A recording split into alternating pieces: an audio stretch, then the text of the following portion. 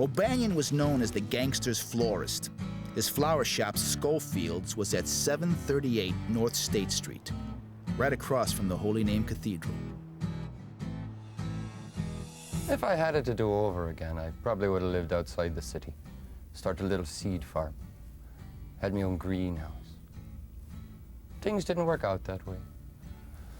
But I still have the flower shop. Finest roses in all of Chicago. Anybody'd tell you that.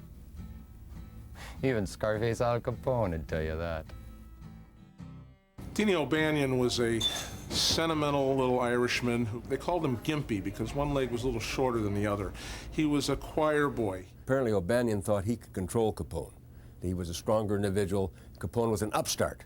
They used to say that he was a pistols and posies type of guy, meaning that he loved flowers. He also loved the gun.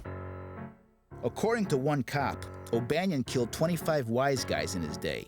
Another said it was actually 63. When he wasn't killing, he was a smiling Irishman, always with a joke and a slap on the back. If somebody started to defame a mortal enemy, O'Banion would stop them and say the guy was a swell fella. But later that same day, he might order the swell fella's death, or do the job himself. On November 10th, 1924, two of Capone's friends entered the Schofield flower shop under the guise of buying flowers. What happened next became known as the handshake hit. Frankie Yale, the same guy who bumped off Big Jim Colosimo, shook O'Banion's hand and didn't let go. Yale's companion pulled out a gun and blasted away. O'Banion was dead before he hit the floor. O'Banion's funeral was the largest the city had ever seen. It fascinated Chicagoans and repulsed the rest of the nation, especially O'Banion's right-hand man, Earl Hymie Weiss. I wasn't scared of Capone. He was scared of me. He thought when he knocked off O'Banion, he would move in. Not so fast, alley boy. And no Southsider's gonna roll over no Northsider. In retaliation for O'Banion's death, Weiss tried to kill Capone's mentor, Johnny Torrio. It went down outside his house at 7011 South Clyde Street. Weiss and his henchman, Bugs Moran, shot Torrio and would have killed him, except one of the guns jammed. Next, they shot up Capone's car. They killed Capone's driver, but they missed Al. The last straw for Capone came in September 1926. Weiss sent 4 carloads of hitters to get Capone at the Hawthorne Hotel in Cicero. It was the most violent attempt at a drive-by killing in the city's history.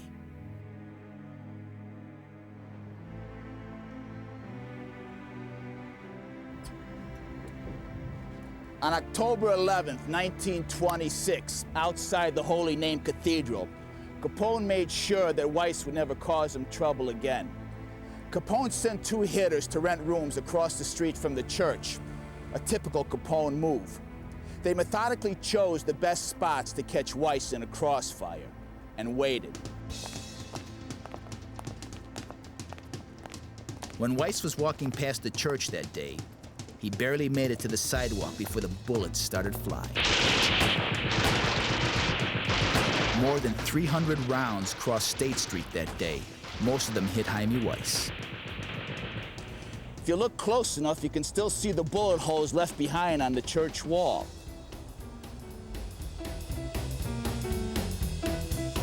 Coming up, Al Capone's bloodletting forces him to find another secret place to do his bidding, across the city limits, in a town called Cicero.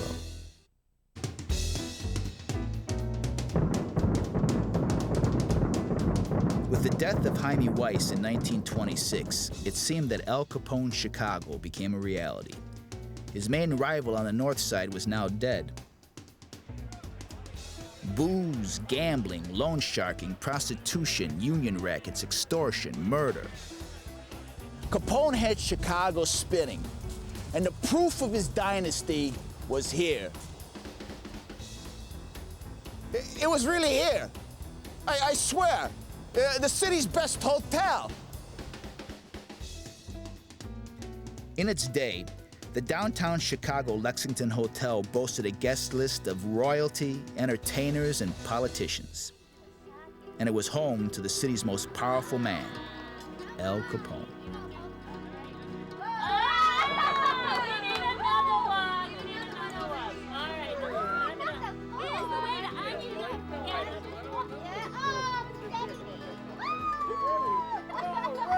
The amount of money Capone spent at the hotel was staggering. Keep this away from her. Hide it. Capone held lavish dinners. He hosted characters from both sides of the law, people looking for the kind of help only Capone could give. He paid for everything with crisp $100 and $500 bills. Literally, the Lexington Hotel was Capone's Chicago headquarters.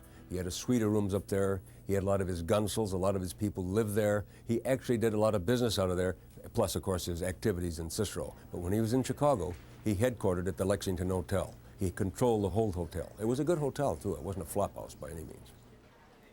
It is said that in that grand hotel, Capone gunmen with machine guns would sit inside the broom closet on the first floor.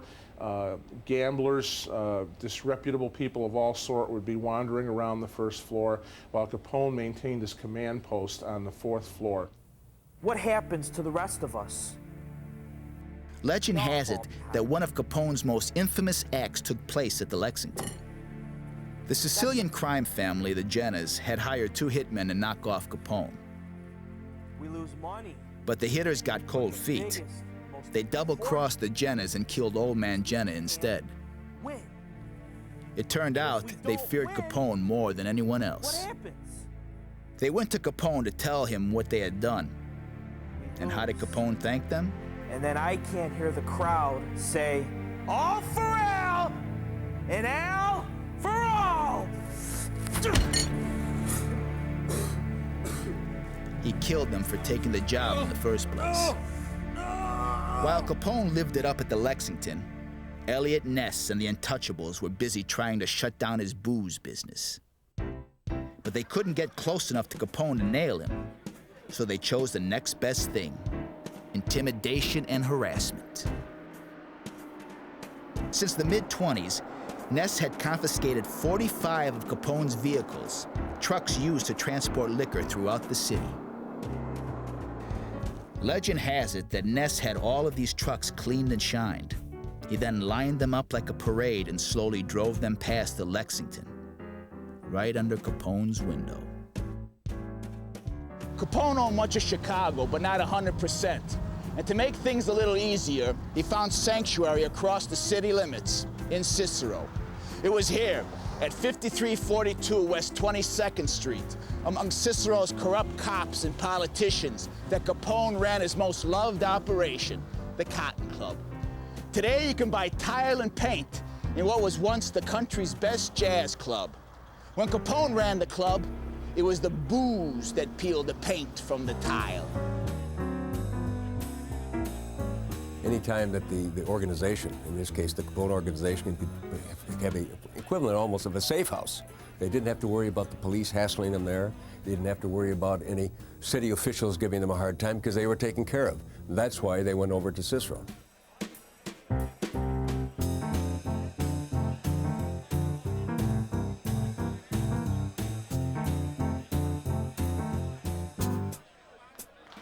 The Cotton Club was Capone's favorite jewel in his crown of crime, a first-class act for Chicago's classiest gangster.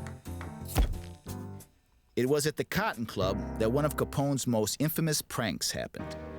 One night, Capone's boys kidnapped pianist Fats Waller from a downtown jazz hall. They threw him in a car and drove him to the Cotton Club.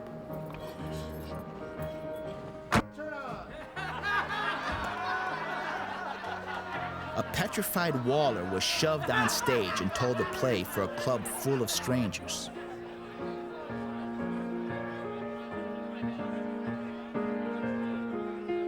Waller, who was convinced he was about to be killed, nearly passed out laughing when he found out he was the present for Al Capone's birthday party.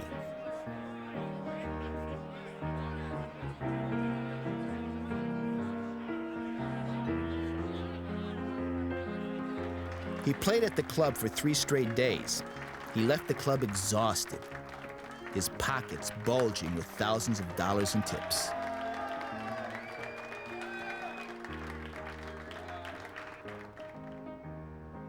Just next door was the old Burgle Auto Sales building. Capone bought a lot of his cars here. Burgle was famous for outfitting cars with armor plating. He put the finishing touches on several of Capone's vehicles and later even fitted one of the cars used by Bonnie and Clyde. Cicero had another feature that made it attractive to the criminal element. Beneath the city were miles of tunnels, carved out for bootleggers who wanted to hide and distribute illegal alcohol. When Capone wasn't underground in Cicero, he could often be found at an unlikely spot, Carousel Candies. There's a story told in Cicero about Al Capone and his favorite caramels.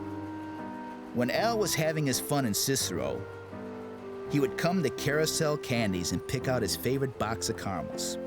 When Al was sentenced to prison, his mother would come to Carousel Candies and pick up a box of his favorite caramels. Then she would bring it to him at the jail.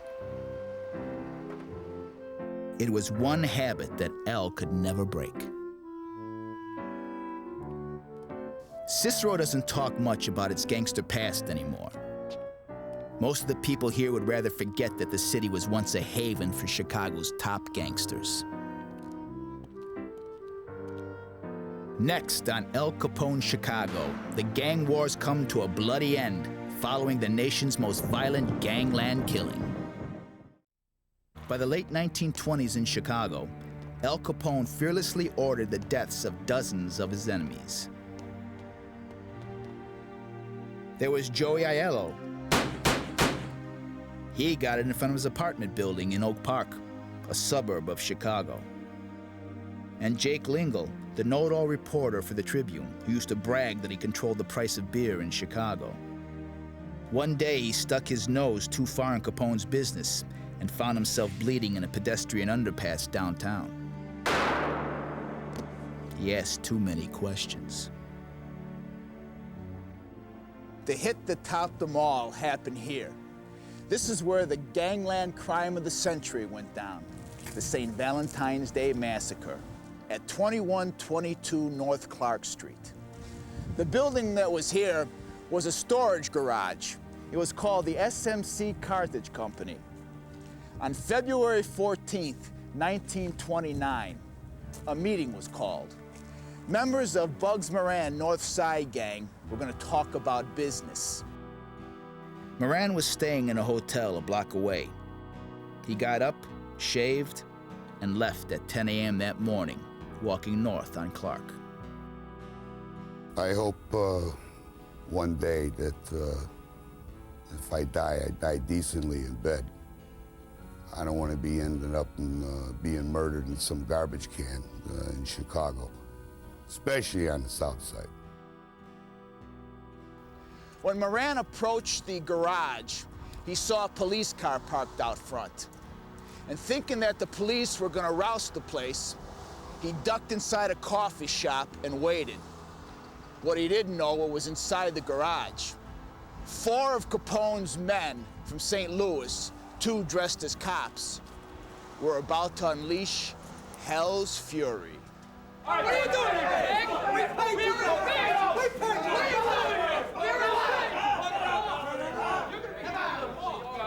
Happy Valentine's Day, boys, from Al Capone!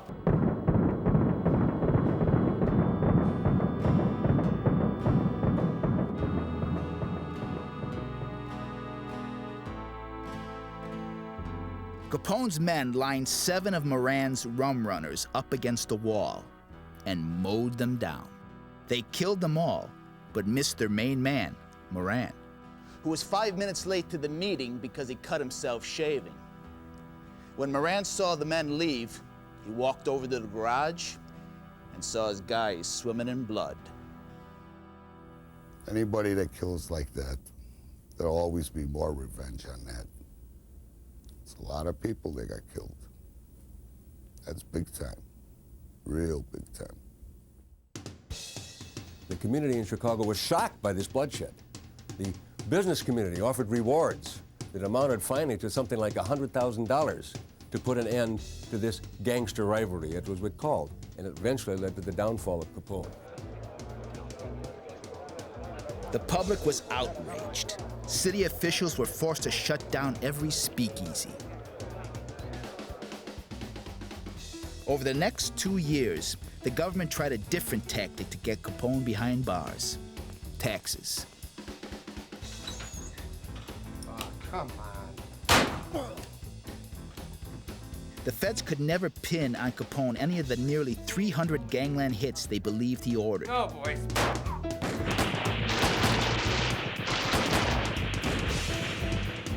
Instead, they caught him with a sucker punch. Al never paid a dime in income tax. You see, Capone liked to spend money, like it was going out of style, even though he told the government he had no source of income. That turned out to be what brought him down. It ended at the federal courthouse in downtown Chicago. Throughout much of 1931, Capone spent his days here, battling charges of tax evasion. His trial was a who, what, and where of Al Capone's Chicago. Keep this away from her.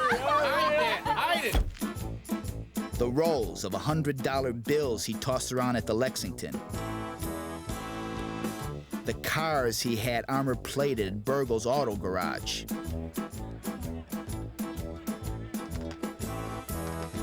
His ownership of the Cotton Club in Cicero.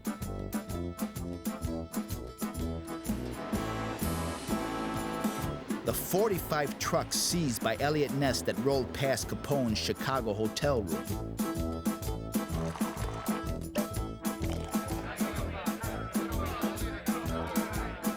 There were the gambling joints in Cicero, places Capone was heard saying he was the owner of the building.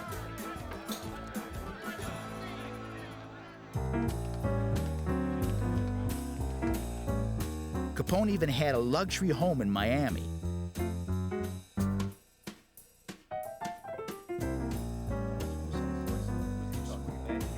His meat bill was $250 a week, at a time when sirloin steak cost 33 cents a pound.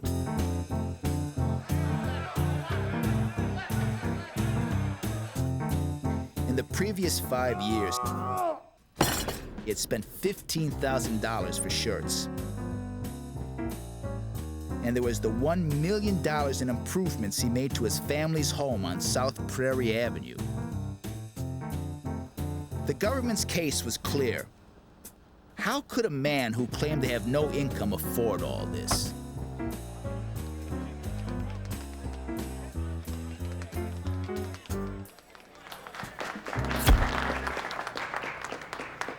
They hung everything on me.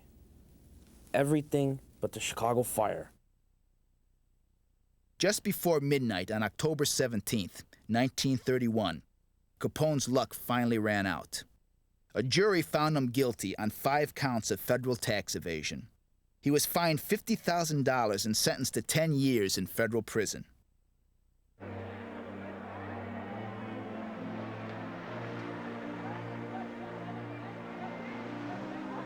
When deputies escorted him out of the courthouse, Capone mugged for the cameras.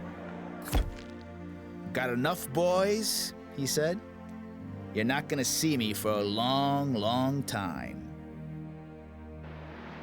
During the ride to the Cook County Jail, Capone told deputies, "It's my own fault. Publicity, that's what got me." While awaiting the outcome of his appeal, Capone spent 6 months at the county jail. While there, he had a stream of non-stop visitors that included Lucky Luciano, Johnny Torrio, and Dutch Schultz. You told Johnny to do what's right and get me out of this mess. The warden even let him hold meetings in the jail's death chamber. Word was that Capone loved sitting in the electric chair.